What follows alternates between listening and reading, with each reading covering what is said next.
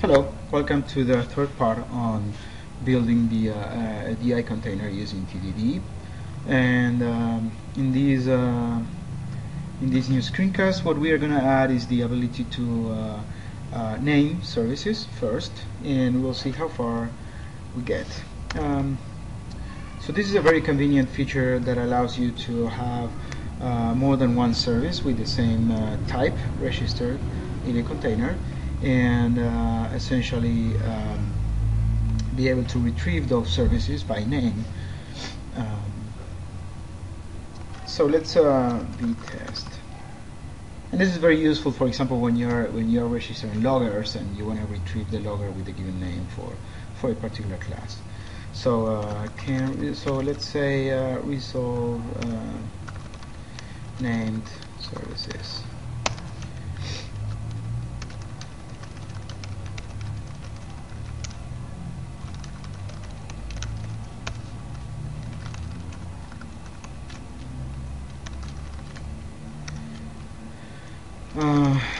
Same thing we had before.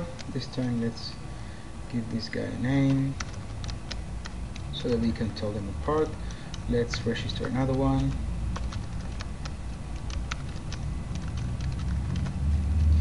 And here we will start building up our Funq API. And we'll see in a moment how we want that to shape. So we're gonna assert we have to cast this as bar, and this one too, so that we can do a .arg1. Basically what we're doing here is hard coding the argument to one and the other, so that we know when we're getting one instance or the other. Now, of course, we are registering here the two with the same register method and the same factory function signature. So what we will be basically getting here is the second registration overriding the previous one. So if we run this test, it will actually fail for the second one. An item name with the same key has already been added, right? Which was expected. So so what we want to do is first add support for naming these, and we could have an overload here receiving like the name. That's one option. But because we will start adding more features to the registration of objects over time, like we're going to add support for specifying what is the scope of reuse for instances, like they are reused at the container level or not, and whether they are visible through a container hierarchy, and who owns the instance for disposal, and so on. We are going to need more than just overloads to the register. So that instead of polluting that API, we can have a Funq interface that allows us to name the objects, right? So we should be able to do something like that. On the resolve, on the other hand, we could also do an overload that receives a string. But that would be a bit confusing with the other scenario we support, which is that. That scenario is basically passing a constructor argument for the instance that we are resolving. So rather than confusing the two, we will just have a resolve named, and then we pass the name, and we'll do the same here.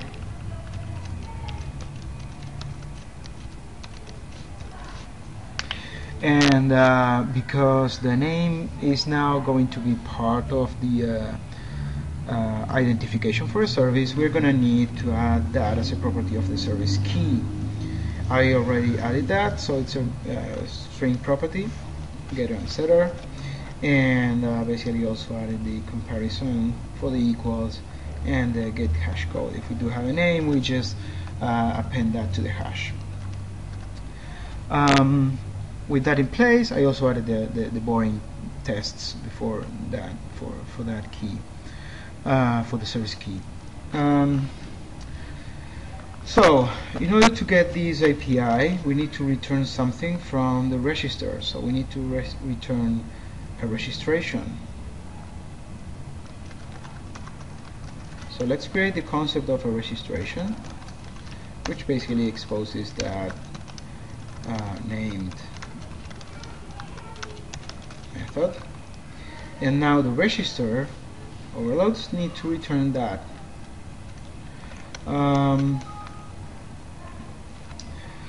So let's go here.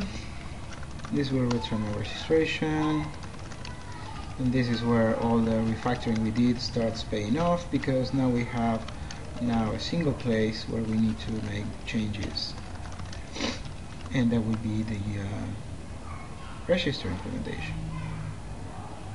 which now needs to return a registration.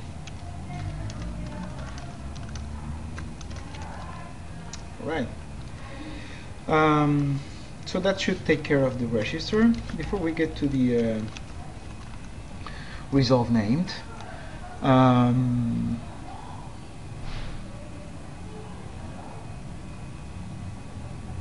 what is the registration going to have?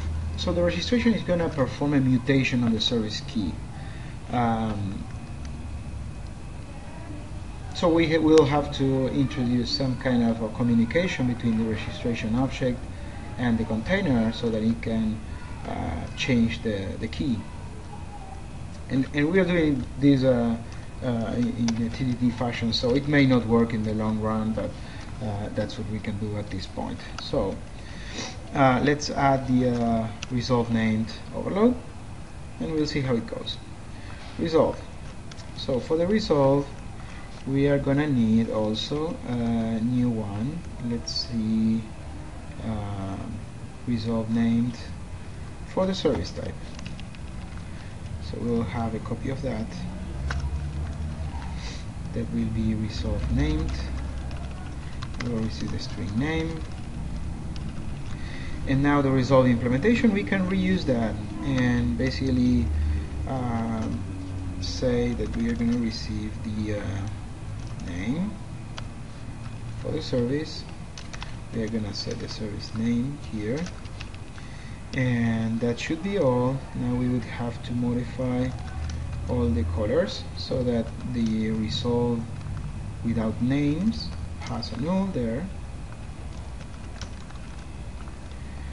and we have an implementation that resolves by name.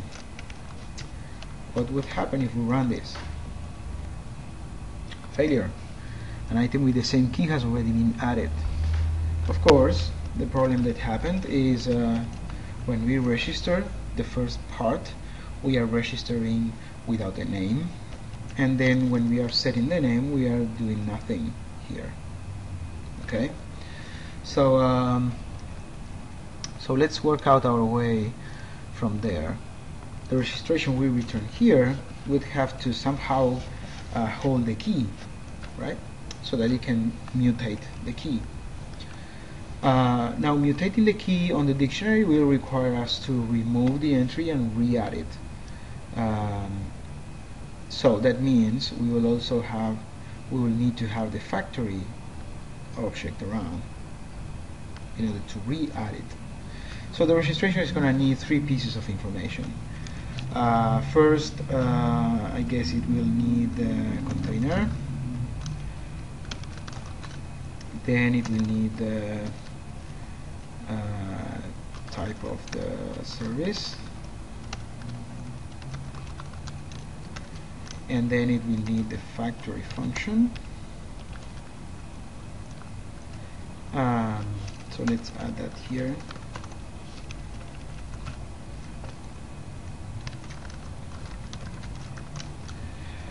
It will need the container so that it can go and modify it, right? And let's make this internal because we don't want people to create these registrations for us. Next, it will need the service type.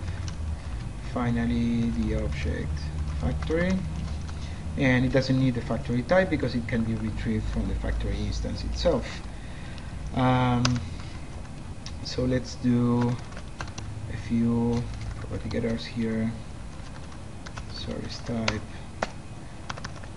let's do another one with the factory type, and let's do another one for the factory itself, and we can keep the container also in there.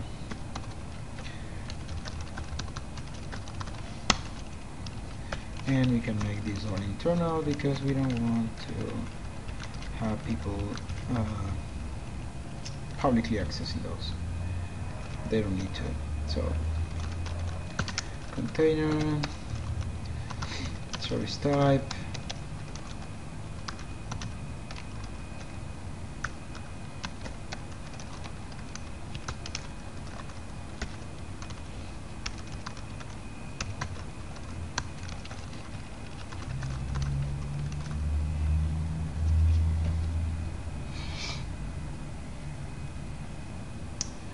if we add the feature as a rename, would that work? We'll see. New name, and then we will need the type, service type, the factory, and we can let the so we don't need the factory type here, and we can let the container do the work. So that would be a internal method.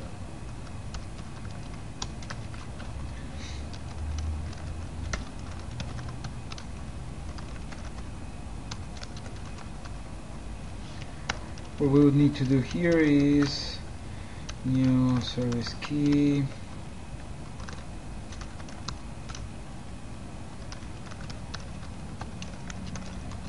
we will have to do factories dot remove of the existing key, and then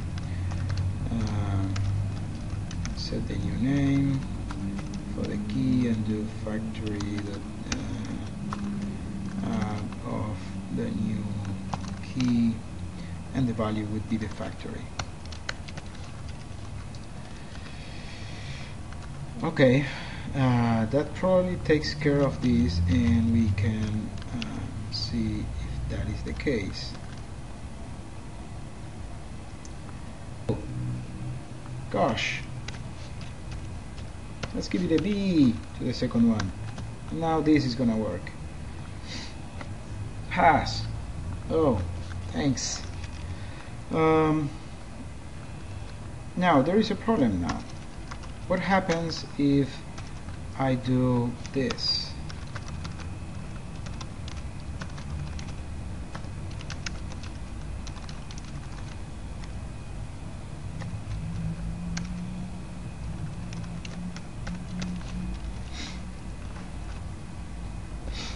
Can you guess?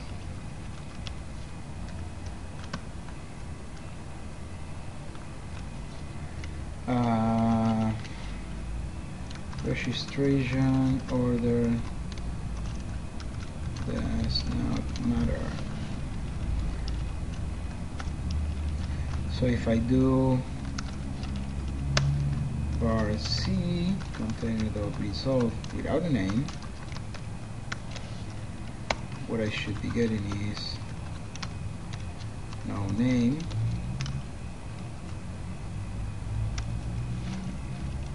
right?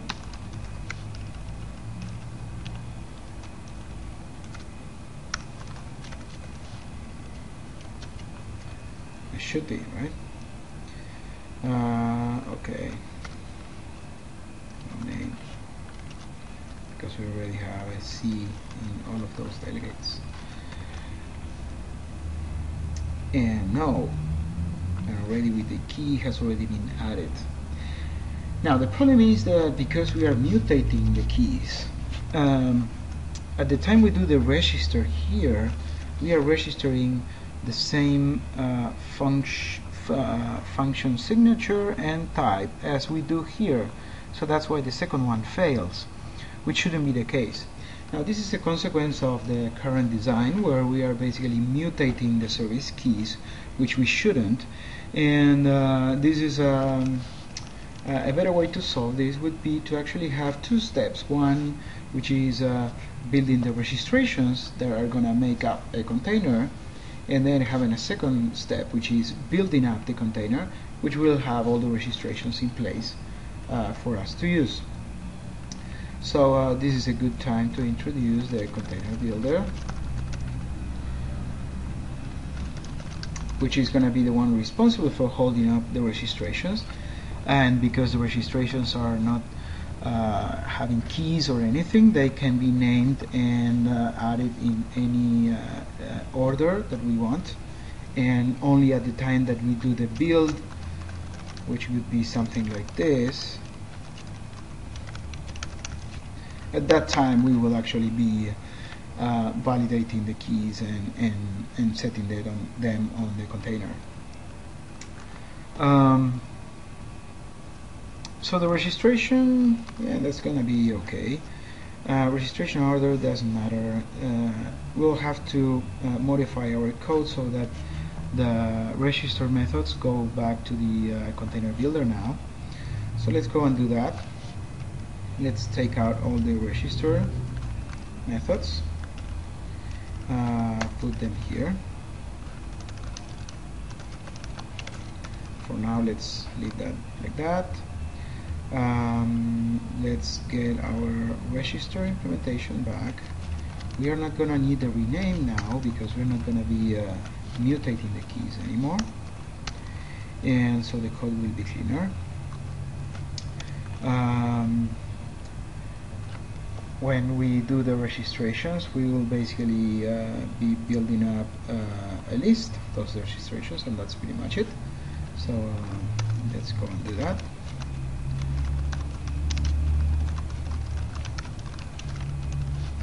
That's going to be much simpler. We don't need to build a service key there either. So it's just going to be newing up the registration. We don't need this. We don't need this. We just need to do registration equals new registration. Registrations dot add the new one.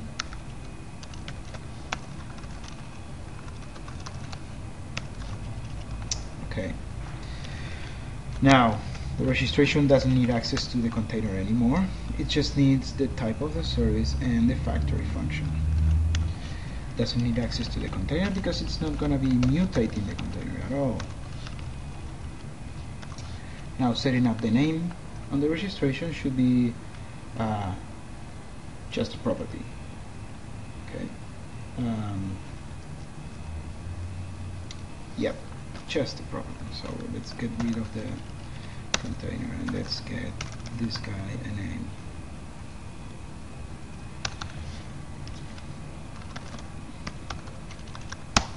And we want people to use the Funq interface, so we're going to make the setter private.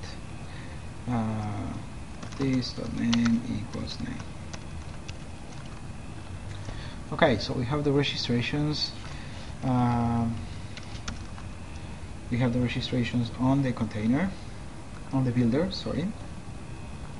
And now the builder is the one responsible for building up a container. So this guy will go and create a new container. And for each registration in the registrations collection, it should go and register. So what will the container provide for the container builder to use? And we can let the container builder build up the service keys and pass the factories to the container. So let's go and do that. Let's provide here an internal void register, a service key,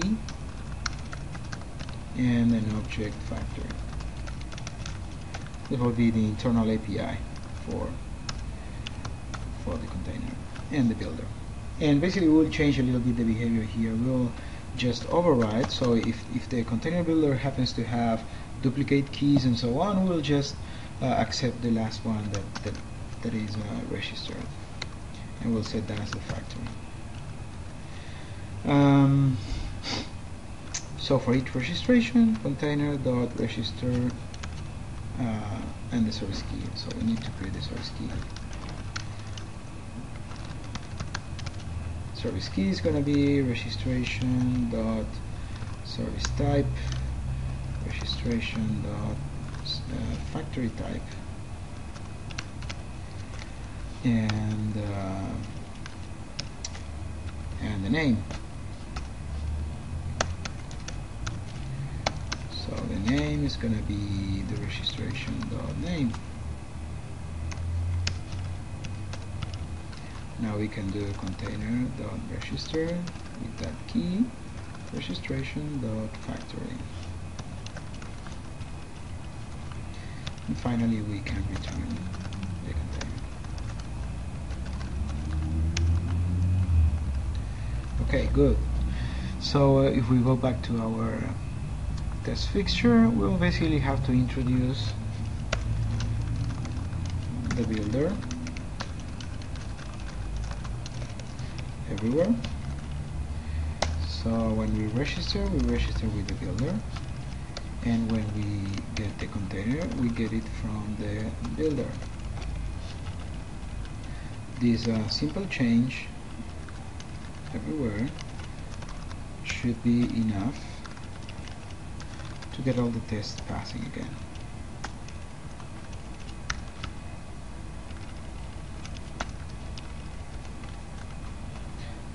Container should be builder.build. Yep. Bar builder, container builder. The register goes with the builder. The container comes from the builder.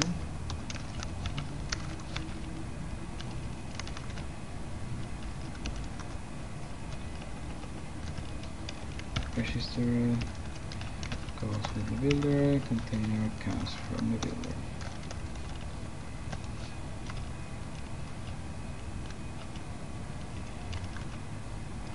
Same over here.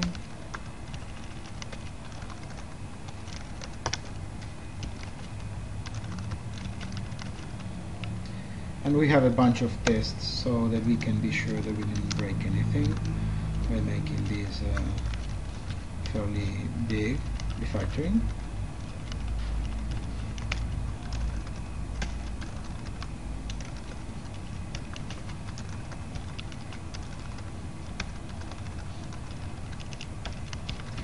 And you will see that this is going to be very positive in the end, even though it's a little bit painful at this point. But that's a good thing about doing it TDD. You have a bunch of tests that if they all pass, you can be perfectly sure that the refactory went just fine. And let's see if that was the case. Oh, now we have a test that passes. Registration order doesn't matter. And let's see if all the other tests pass. Yeah, we got all greens. So we introduced the container builder, and now we have all the tests passing. And the container builder allows us to have a fluent interface, a fluent API for naming the instances in there and getting them back.